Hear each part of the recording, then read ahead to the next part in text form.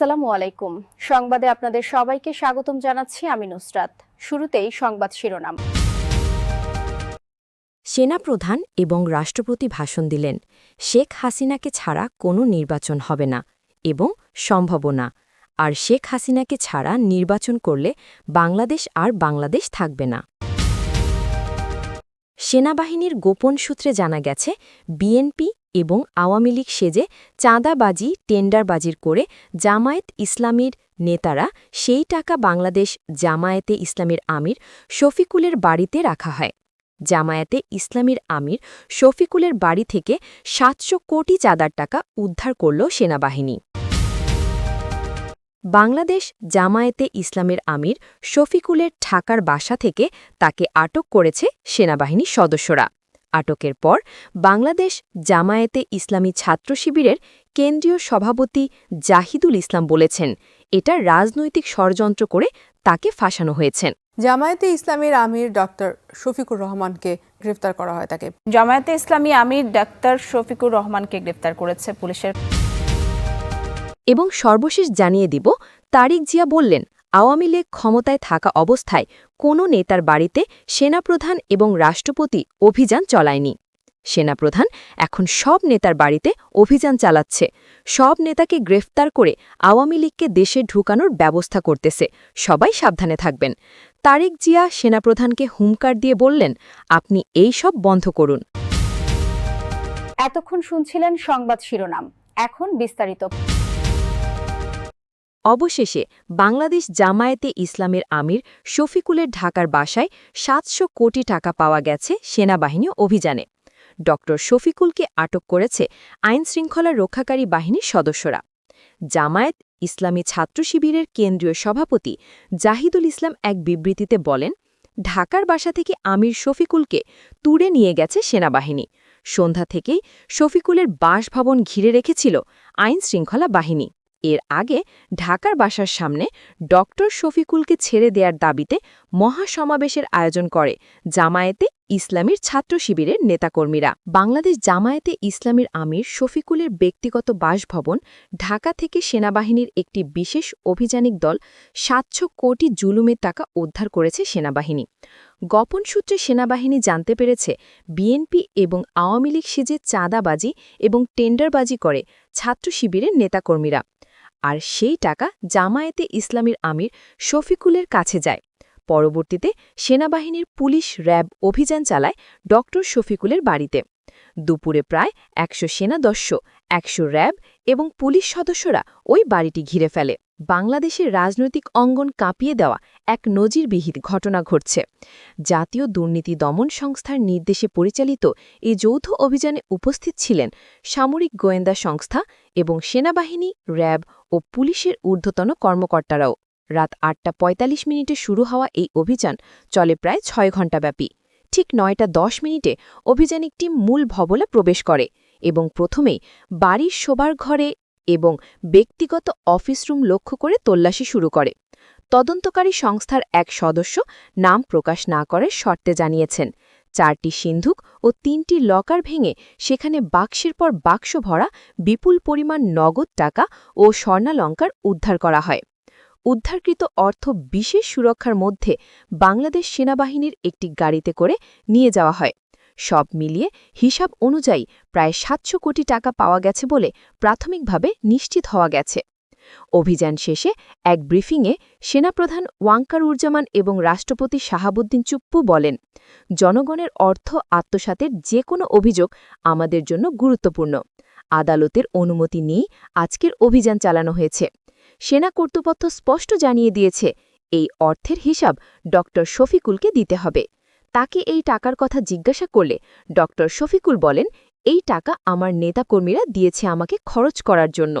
আমরা এখনও তদন্তের আওতায় যাচ্ছি যে এই বিপুল অর্থ এবং স্বর্ণ কোথা থেকে এসেছে এবং কী উদ্দেশ্যে এটি এখানে গচ্ছিত রাখা হয়েছিল। এদিকে বাংলাদেশ জামায়াতে ইসলামীর পক্ষ থেকে এই অভিযানের তীব্র প্রতিবাদ জানিয়ে বলা হয়েছে, এটি একটি রাজনৈতিক প্রতিহিংসামূলক অপারেশন।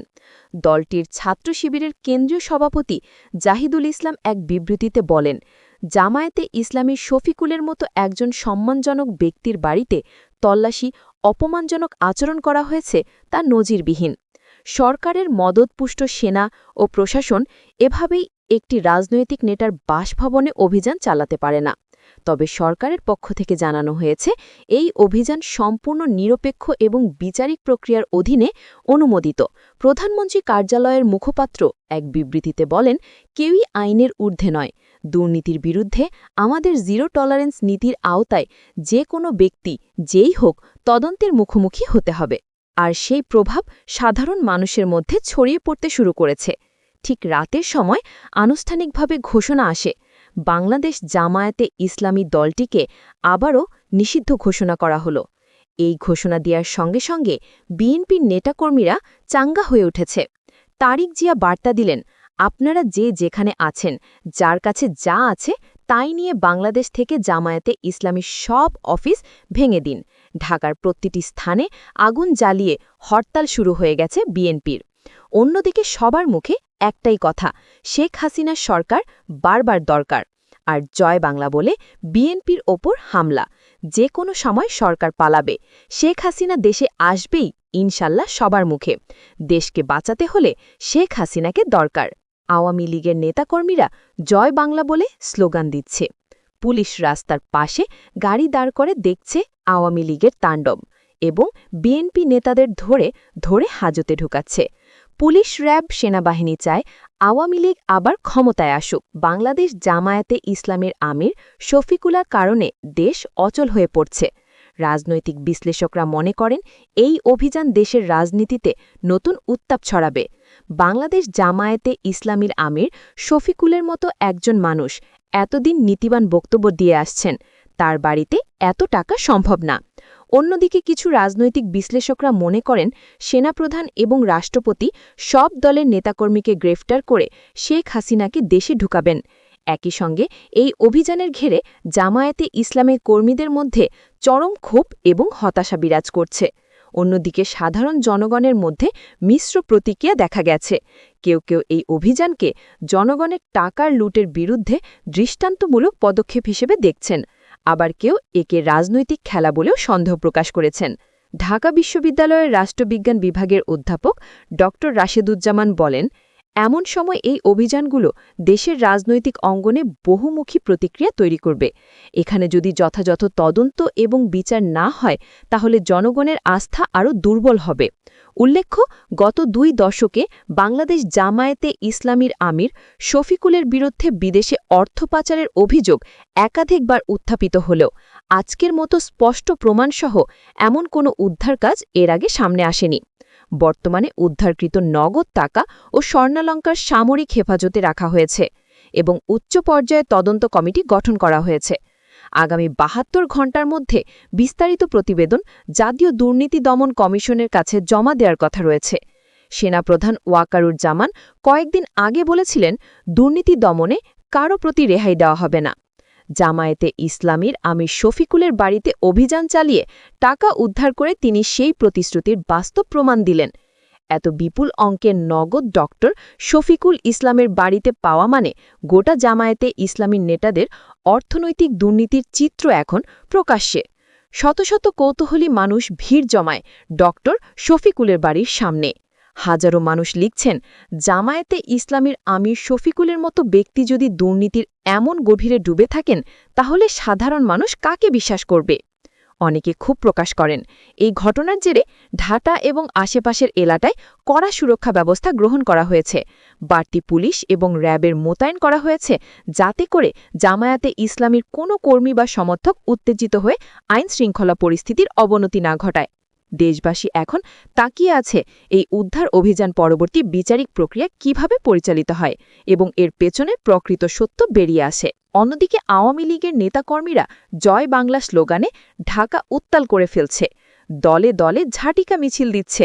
তাদের মুখে একটাই কথা, শেখ হাসিনা সরকার বারবার দরকার। বিএনপির এবং জামায়াতে ইসলামীর অফিস ভেঙে দিচ্ছে। শেখ হাসিনা বার্তা দিলেন, সব নেতাকর্মীরা দেশে ঢুকে পড়েন। আওয়ামী লীগের নেতাকর্মীরা যারা আত্মগোপনে ছিলেন সবাই জয় বাংলা বলে রাজপথে নেমে পড়েছে। বিএনপির পালাবার আর কোনো পথ খোলা নাই। সবাই মনে করছেন আওয়ামী লীগের সাথে জড়িত আছেন সেনাপ্রধান ওয়াকার উর জামান এবং রাষ্ট্রপতি শাহাবুদ্দিন চুপ্পু। তাদের নির্দেশে আওয়ামী লীগ রাজপথে নেমেছে। আপনি কি মনে করেন কোন দল ক্ষমতায় আসলে দেশের জন্য ভালো হবে? দর্শক, এতক্ষণ সংবাদ শোনার জন্য আপনাদেরকে ধন্যবাদ।